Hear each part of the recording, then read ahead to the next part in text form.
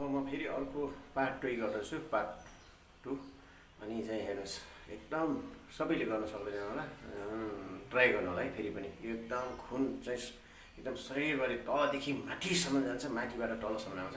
यो खुनको एकदम एक्सर्साइज हुन्छ र शरीरको पनि एकदम एक्सर्साइज हो। र यो तपाईँहरूले पनि ट्राई गर्नुहोस्। सबैको नगर्दा आफ्नो ठाउँमा छ, यो पनि गर्ने ट्राई गर्नुहोस् है। यो पनि ठुलो एक्सर्साइज हो फेरि।